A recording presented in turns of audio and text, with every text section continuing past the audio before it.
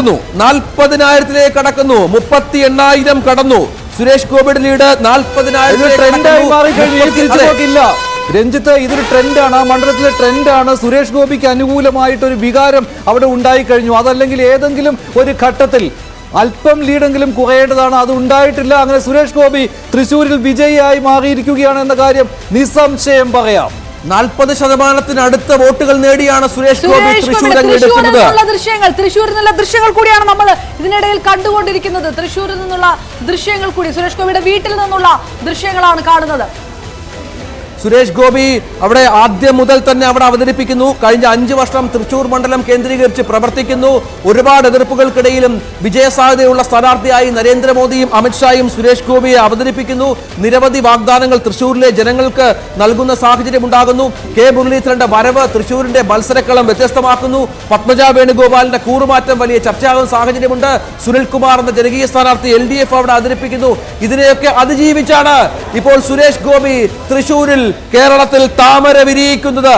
40,000 താമര വിരിയുകയാണ് സുരേഷ് ഗോപി. തൃശ്ശൂരിൽ താമര വിരിയിക്കുന്നു. രാജീവ് ചന്ദ്രശേഖർ തിരുവനന്തപുരത്ത് ജയിക്കുമോ എന്നുള്ളതാണ് ഇനി അറിയേണ്ടത്. 8,401 വോട്ടുകൾക്കാണ് രാജീവ്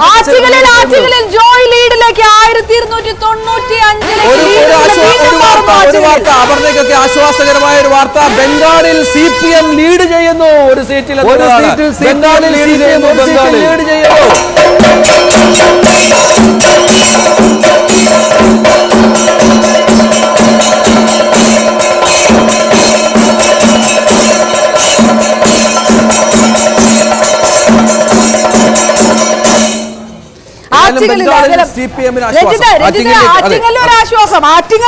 ആറ്റിങ്ങലിൽ ബിജോയ് ലീഡ് തിരിച്ചു പിടിച്ചു. 2 സീറ്റായി അല്ലെ? ആറ്റിങ്ങലിൽ ബിജോയ് ലീഡ് തിരിച്ചു പിടിച്ചു.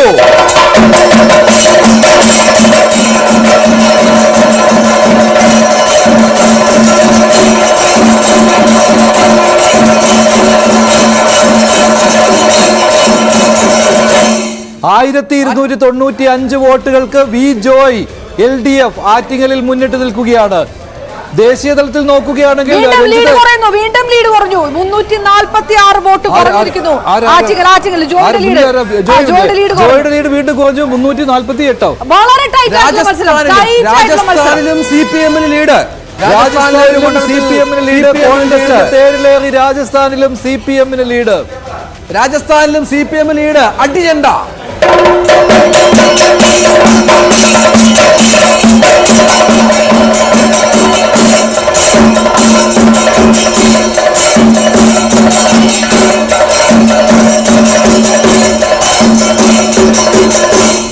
മഞ്ജുഷ, ദേശീയ രാഷ്ട്രീയത്തിൽ CPM-ന് സംഭവിക്കുന്ന എന്താണ്?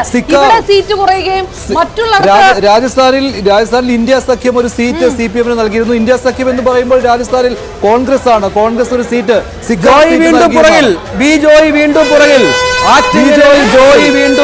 ആറ്റിങ്ങൽ മത്സരം അപ്രവചനീയമാവുകയാണ്. ടൈറ്റ് ഫൈറ്റ് ആണ് ആറ്റിങ്ങലിൽ. കേരളത്തിന്റെ മൊത്തം ശ്രദ്ധ ആറ്റിങ്ങലിലേക്ക് കൊണ്ടുവരണം. കാരണം ആറ്റിങ്ങൽ ലീഡ് നിലകൾ മാറി മറിയുകയാണ്. ബിജോയ് എത്ര വോട്ടിനാണ് പിന്നിൽ? 1,353 വോട്ടുകൾക്ക് അടൂർ പ്രകാശ് വീണ്ടും ആറ്റിങ്ങൽ മുന്നിൽ. ടൈറ്റ് മത്സരമാണ് ആറ്റിങ്ങലിൽ. ശക്തമായ പോരാട്ടമാണ് ആറ്റിങ്ങലിൽ.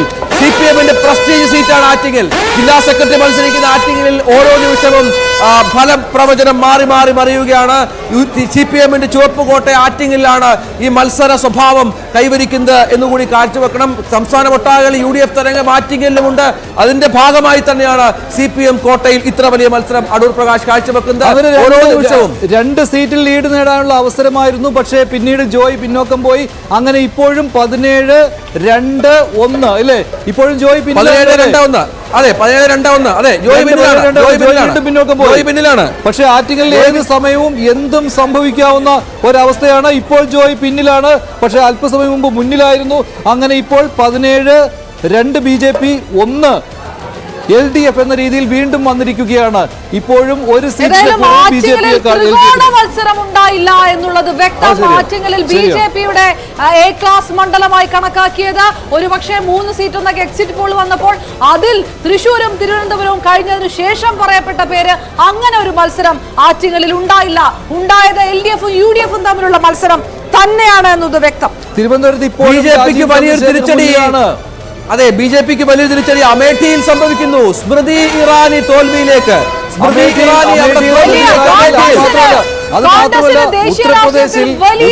ഉത്തർപ്രദേശിൽ ഇപ്പോഴും ഇന്ത്യ സഖ്യമാണല്ലോ മുന്നിൽ, എൻ ഡി എക്കാളും. നേരത്തെ എൻ ഡി എ ആയിരുന്നു മുന്നിൽ, ഇപ്പോൾ പിന്നിലായിട്ടുണ്ടല്ലോ അല്ലെ? തീർച്ചയായും. മാത്രമല്ല 35 സീറ്റുകൾ ലീഡ് ചെയ്യുകയാണ്. രണ്ടാമത്തെ വലിയ പാർട്ടിയായി ഇന്ത്യ സഖ്യത്തിൽ SP വരികയാണ്. പിന്നെ തൃണമൂൽ കോൺഗ്രസ്, DMK ഇവരൊക്കെ പ്രധാന കക്ഷികളായി വരുമ്പോൾ NDAയിൽ രണ്ടാമത്തെ പ്രധാന പാർട്ടിയായിട്ട് JDU വരുന്നു, TDP വരുന്നു. രണ്ടുപേർക്കും 15 സീറ്റുകൾ വീതം. അങ്ങനെ BJPക്ക് കേവല ഭൂരിപക്ഷം ഇല്ലാതെ വരുന്ന ഈ സാഹചര്യത്തിൽ TDPയും JDUവും ഇവരുടെ നിലപാട് എന്തായിരിക്കും എന്നുള്ളത് ഏറ്റവും പ്രധാനമായിട്ട് വന്നിരിക്കുകയാണല്ലോ. ഇവർ ഏത് പക്ഷത്തേക്ക് വേണമെങ്കിലും പോകാൻ തയ്യാറെടുത്ത് നിൽക്കുന്ന പാർട്ടികളാണ്. ഇപ്പോൾ NDAയിലാണ് എങ്കിൽ പോലും ഇല്ലേ രഞ്ജിത്ത്? UPയിലും മഹാരാഷ്ട്രയിലും വലിയ തിരിച്ചടിയാണ് NDA സഖ്യത്തിൽ നേരിടുന്നത്. UPയിലും മഹാരാഷ്ട്രയിൽ ഉത്തർപ്രദേശിൽ 43 ഇടങ്ങളിലാണ് ഇപ്പോൾ ഇന്ത്യ മുന്നണി മുന്നിലുള്ളത്. BJP കേവലം 36 സ്ഥലങ്ങളിൽ മാത്രമാണ്. കർണാടകയിൽ 16 സീറ്റുകളിൽ BJP മുന്നിലുള്ളപ്പോൾ കോൺഗ്രസ് 10 ഇടത്ത് മുന്നേറുന്നുണ്ട്. മഹാരാഷ്ട്രയിലാണ് വലിയ രാഷ്ട്രീയ നാടകങ്ങൾ അരങ്ങേറിയ മഹാരാഷ്ട്രയിലാണ് ഇപ്പോൾ ഇന്ത്യ സഖ്യത്തിന് വലിയ നേട്ടം കൈവരുന്നത്. മധ്യപ്രദേശ് മാത്രമാണ് ഇപ്പോൾ BJPക്ക് ആശ്വസിക്കാനായി തിരുവനന്തപുരത്തേക്ക് രാജീവ് ചന്ദ്രശേഖരന്റെ ലീഡ് പിന്നെയും കുറഞ്ഞിരിക്കുന്നു. 6618 അവസാനത്തേക്ക് വരുമ്പോൾ വീണ്ടും അവിടെയും ടൈറ്റ് ആയിട്ട് വരുന്ന ഒരു സാഹചര്യം. എപ്പോഴും അങ്ങനെയാണ്. രാജീവ് ചന്ദ്രശേഖർ കംഫർട്ടബിൾ ആയിട്ട് തന്നെ ഈ സമയത്ത് മുന്നോട്ട് പോകണം, എന്നാലേ അവസാന സമയത്ത് ആ ഒരു തിരിച്ചടിയിൽ നിന്ന് രക്ഷപ്പെടാൻ കഴിയുകയുള്ളൂ. പക്ഷേ ഇപ്പോഴും ചെറിയ ലീഡാണ്, ടൈറ്റ് ഫൈറ്റ് ആണ് തിരുവനന്തപുരത്ത്. അവസാന റൗണ്ട് വരെ ഇതുണ്ടാവും. 6618 ഏറ്റവും ഒടുവിൽ അതാണ്. UDFന് എറണാകുളത്തെ ലീഡ് 1 ലക്ഷം ആക്കിയിരിക്കുകയാണ്. ഹൈബിയുടെ ലീഡ് 1 ലക്ഷം കഴിഞ്ഞു. എറണാകുളത്ത് ഹൈബിയുടെ ലീഡ് 1 ലക്ഷം കഴിഞ്ഞിരിക്കുന്നു.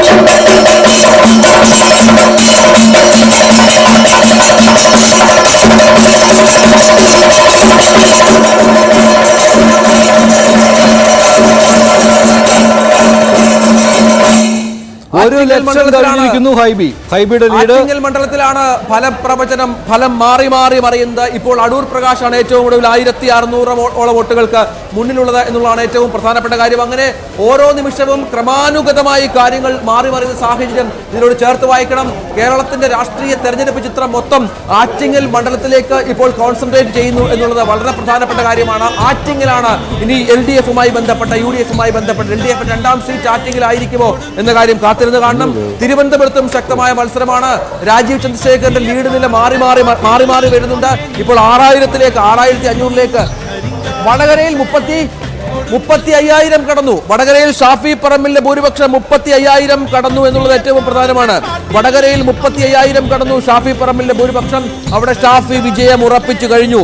ഷാഫി വടകരയിൽ വിജയം ഉറപ്പിച്ച പശ്ചാത്തലം ഇതിനോട് ചേർത്ത് വായിക്കണം. വലിയ രാഷ്ട്രീയ പോരാട്ടം നടന്ന വടകരയിലാണ് സൈത്ത് ഷാഫി പറമ്പിൽ വിജയം ഉറപ്പിച്ചിരിക്കുന്നത്. എന്തായാലും വയനാട്ടിൽ ബൈ ഇലക്ഷൻ ഉറപ്പാണ്. രാഹുൽ ഗാന്ധി വയനാടിന്റെ ജനപ്രതിയാവുമോ അതല്ല അദ്ദേഹം റായ്ബറേലിയിൽ തുടരുമോ എന്ന ചോദ്യമുണ്ട്. ഇതിനകം തന്നെ ചില ദേശീയ മാധ്യമങ്ങളടക്കം വാർത്തകൾ പുറത്തുവിട്ടു തുറന്നു. വയനാട് സീറ്റ് രാഹുൽ ഒഴിയും, പകരം അദ്ദേഹത്തിന്റെ സഹോദരി വയനാട് സീറ്റ് ഏറ്റെടുക്കും എന്ന തരത്തിലുള്ള ചില ചർച്ചകൾക്ക് പോലും തുടക്കമിട്ട് കഴിഞ്ഞു. അങ്ങനെ സൂചനകൾക്കനുസരിച്ച് ദേശീയ തലത്തിലുള്ള രാഷ്ട്രീയ മാറ്റങ്ങളും ആലോചനകളും നടക്കുന്നു എന്നൊരു ഘട്ടം കൂടിയുണ്ട്. ഉത്തർപ്രദേശിൽ കോൺഗ്രസ് ശക്തമായിട്ട് തിരിച്ചു വരുന്ന ഒരു സാഹചര്യം, അമേഠി അടക്കം കൈപ്പിടിയിൽ ഒതുക്കുന്ന ഒരു സാഹചര്യം. പ്രിയങ്ക, വയനാട്ടിൽ വരാനുള്ള ഒരു സാധ്യതയുണ്ടോ ശരിക്കും? അത്തരം സാധ്യതകൾ തള്ളിക്കളയാൻ കഴിയില്ല. വടക്കേണ്ടിയിൽ രാഹുൽ നയിക്കും, സഹോദരി തെക്കേണ്ടി നയിക്കും. ആ തരത്തിലുള്ള ചില മുദ്രാവാക്യങ്ങളും ആലോചനകളും കോൺഗ്രസ് ക്യാമ്പിൽ നടക്കുന്നു എന്നതാണ് അനൌദ്യോഗിക റിപ്പോർട്ടുകൾ. വടകരയിലെ ലീഡ് നിലയിൽ വീണ്ടും മാറ്റമുണ്ടാകുന്നു. 27,937 വോട്ടിന്റെ ലീഡിലേക്ക് ഷാഫി മാറുന്നു എന്നതാണ് ചിത്രം. 28,000 കടക്കുന്നു വടകരയിൽ ഷാഫി. വീണ്ടും മാറ്റങ്ങളിൽ ചിത്രം മാറുന്നു. 126 വോട്ടിന്റെ ലീഡ് വിജോയ്ക്ക് വീണ്ടും ചിത്രം മാറുന്നു ആറ്റിങ്ങലിൽ. ആറ്റിങ്ങൽ അങ്ങേറ്റം നിർണായകമാവുന്നു. ഇടതുപക്ഷത്തിന് ഈ ലോക്സഭയിൽ പ്രതീക്ഷിക്കാൻ കഴിയുന്ന 2 മണ്ഡലങ്ങൾ, ഒന്ന് ആലത്തൂർ, മറ്റൊന്നത് ആറ്റിങ്ങലാണ്. പക്ഷേ ആറ്റിങ്ങൽ പിടികൊടുക്കുന്നില്ല, പിടിതരുന്നില്ല. ആറ്റിങ്ങൽ മാറി മാറി കളിക്കുന്നു. 126 വോട്ടിന്റെ ഭൂരിപക്ഷം മാത്രം. ഇനി എണ്ണാനിരിക്കുന്ന ഇടങ്ങളിൽ ആർക്കൊപ്പം എങ്ങനെയാണ് സാഹചര്യം എന്നത് നിർണായകമാണ്. ആറ്റിങ്ങലാണ് നിർണായകം. ആറ്റിങ്ങലിലെ തെരഞ്ഞെടുപ്പ് ഫലം LDF-ന് നിർണായകമായി മാറുന്നുണ്ട്. നമുക്ക് വളരെ പെട്ടെന്ന് തിരിച്ചു വരാം. ഒരു 10 സെക്കൻഡ് ഇടവേള. ആ വിജയിയിലേക്ക് മറ്റ് സ്ഥാനാർത്ഥികൾക്ക്, മറ്റ് ടെലിവിഷൻ ചാനലുകൾക്ക് എത്തിപ്പെടുകയുമാണ് ചെയ്യുന്നത്.